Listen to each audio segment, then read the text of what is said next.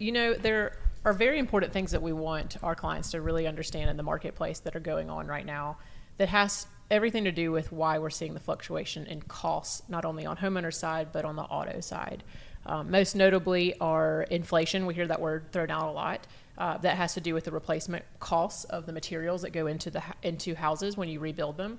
The costs are just generally higher, and that's not only for the cost of materials such as lumber and appliances, but it's also for labor costs. There are certain labor shortages for skilled market, and so the cost for getting things done and repaired in your house just generally costs more.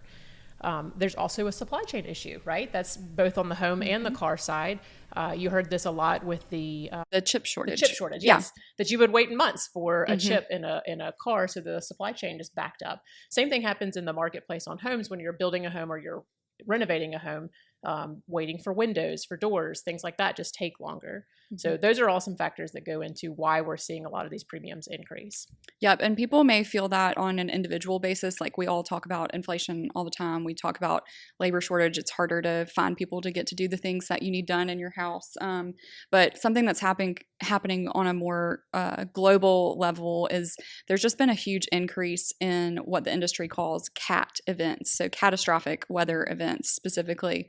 It used to be that as an industry, we budgeted for maybe $1 to $2 billion losses each year, and that's what all the rates are built for.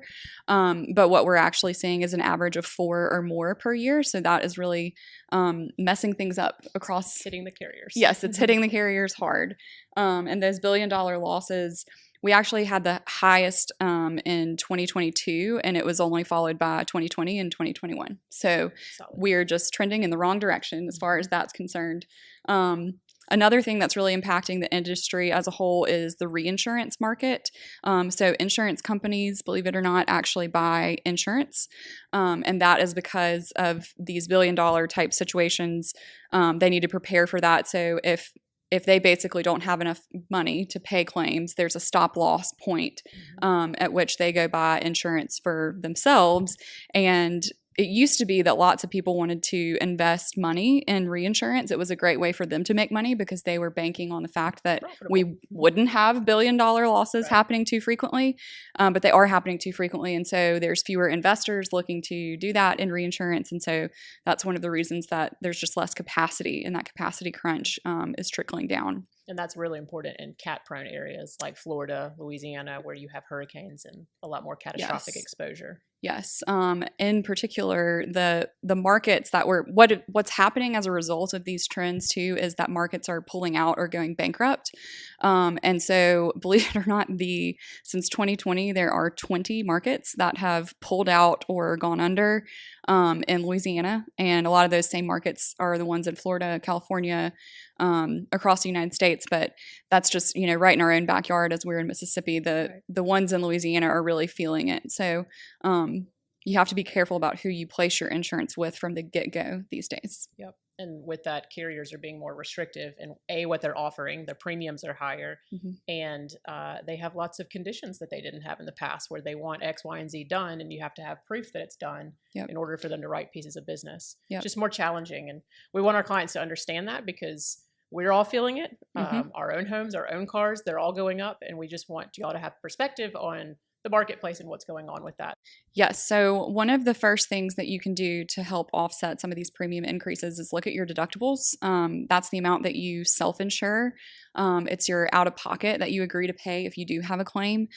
So often increasing those deductibles can bring your premium down because you're willing to take a bigger piece of the pie. It also means that you should be filing fewer claims because you won't be filing small claims. And that's kind of the second thing I would say is watch what claims you're filing.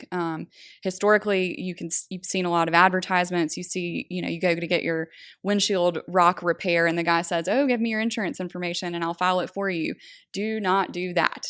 That is like our number one thing. Be very selective about what you choose to file, and make sure it is over your deductible. So have a conversation about what happens if I file this claim. Hopefully you have an advisor that you can depend on to do that. The other things that carriers are looking for really trying to be proactive from a risk management standpoint. So, how well protected are homes, right? So, do you have an alarm system that gives you a credit?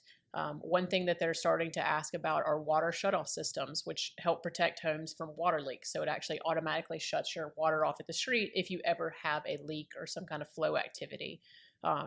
For coastal properties, they're really asking harder questions about wind mitigation and what kind of hurricane protection you have, so that anything you could show an insurance company is extra safety features helps from a premium standpoint. So they're really incentivizing and giving credits for proactive risk management things. The other thing too is you don't need to defer any maintenance on your property. For example, like we have insurance carriers, they can go out and do inspections. Like when you move to a new carrier, they'll often do that. And they'll say, hey, we really need you to cut down these tree limbs that are touching your roof. That's a great example of, don't put that off. Go ahead and comply, because that'll keep you with the insurance company that you're with. And the reason that they make those requirements or requests is because they want to make sure that you're doing everything you can to prevent a loss from happening in the first place. Yep.